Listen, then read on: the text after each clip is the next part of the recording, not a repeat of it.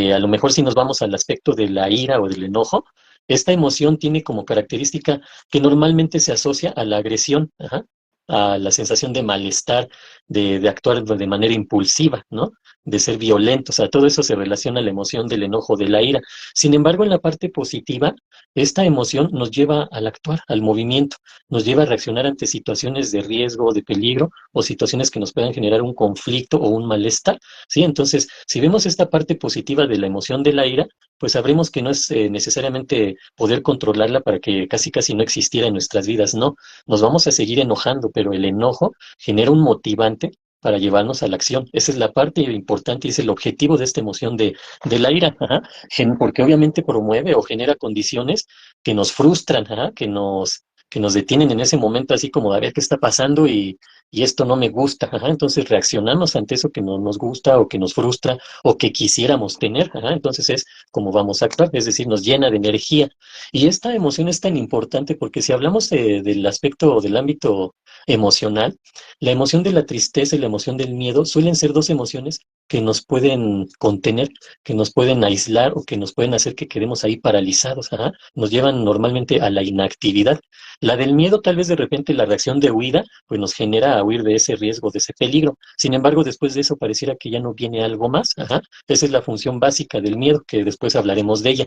Pero la ira es esa emoción que pareciera contrarrestar a estas otras dos, ajá. Por ejemplo, tristeza y miedo me puede llevar a la inactividad, la ira en automático nos lleva a la actividad, ajá. Entonces, es ese equilibrio entre emociones, ajá. Por eso comentábamos la importancia de saber que podemos vivir dos, tres, cuatro emociones al mismo tiempo. Y en este caso es muy singular o es muy evidente que la emoción de la ira nos va a ayudar a estabilizar en cuanto a que si la tristeza o el miedo nos puede llevar a la inactividad, la ira no. La ira nos lleva a activarnos, ¿no? Genera cierta compensación incluso de energía también en nuestro organismo. Ajá. Hay partes de nuestro cuerpo que no van a necesitar movimiento o actividad, entonces eso se distribuye, o la energía que va enfocada ahí se distribuye a otras partes del organismo para actuar, ajá, que es lo mismo que sucede en el miedo, ajá, y a lo mejor aquí me voy de lleno a al aspecto de la emoción del miedo, nada más entendiendo que la ira, por ejemplo, si se lleva al extremo o se mantiene mucho tiempo, entonces, lejos de ser ya nada más una emoción, pasa a la parte del sentimiento y de un estado, ajá, más perdurable que ya conocemos como resentimiento. Ajá. Y si el resentimiento se mantiene, se puede volver en rencor. Ok, Ya ahí regresó me la escucho. señora. No Ah, sé muy si bien. quieras comentar algo con Sí, respecto a la ira. principalmente más bien me recordaste la de la película de Locos de Ira, ¿no? Efectivamente con Ajá. estos personajes, creo que es Adam Sandler, no recuerdo. El caso es que sí, sí es Adam Sandler. Y en la película efectivamente él va a terapia, ¿no? Y Ujú. efectivamente el terapeuta se mete tanto en su vida que termina quitándole a la novia, termina mandándolo ahora a pláticas de ira, en donde efectivamente el Adam Sandler saca todo su coraje, termina odiando y después termina haciendo una estrategia para recuperar su vida, ¿no? Porque ya el terapeuta se había metido tanto a su vida que se había acaparado, había hasta Lo, casi casi lo robado la desplazó, ¿no? identidad. Sí, entonces no sé Exacto. qué recuerdas de esta película, colega. No la he visto, pero ahorita que No me lo es- comentas, ah, se ok. me hace muy curioso, ¿no? Que suceda eso, porque si lo llevamos a a la realidad, sí hay terapeutas que, desde mi punto de vista, y me duele decirlo así, se equivocan, ajá, al meterse tanto en la vida del paciente o del cliente, o incluso ser parte de, ajá.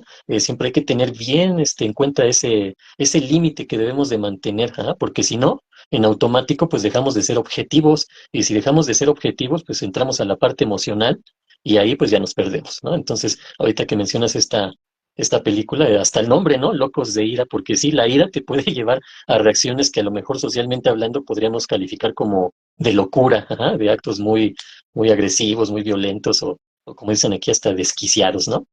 Ahorita que hablamos de películas o de series, antes de que se me olvide, se me vino a la mente cuando estábamos hablando de estas personas que tienen mucho potencial o incluso tienen un coeficiente intelectual muy alto, pero la parte emocional puede ser la que les pueda fracturar o impedir o incluso conflictuar en el sentido de que se tienen que dedicar a algo que los haga unos genios o sobresalgan, etcétera. Cuando ellos quieren llevar una vida más común, ajá, una vida más tranquila en cierto sentido.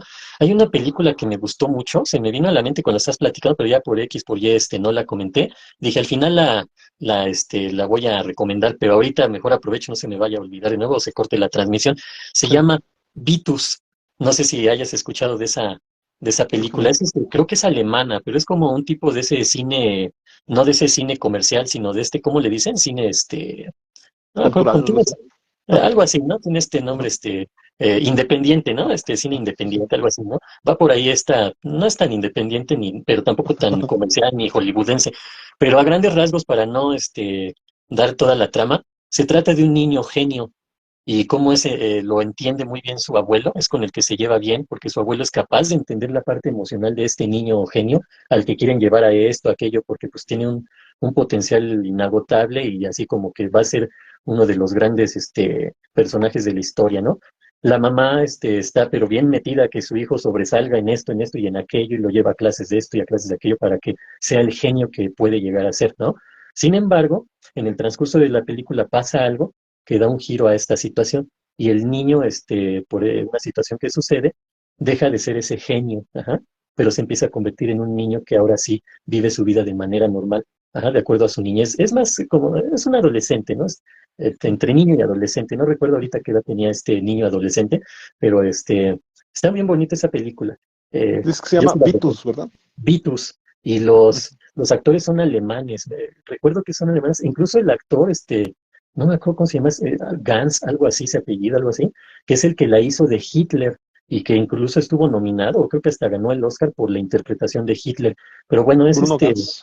Bruno Gans, ándale, él es el abuelo de Vitus. Qué bueno. Entonces, recomiendo esa película porque habla precisamente esta parte de la persona que tiene ese potencial intelectual, pero se conflictúa con la parte emocional de querer ser un niño. Ajá.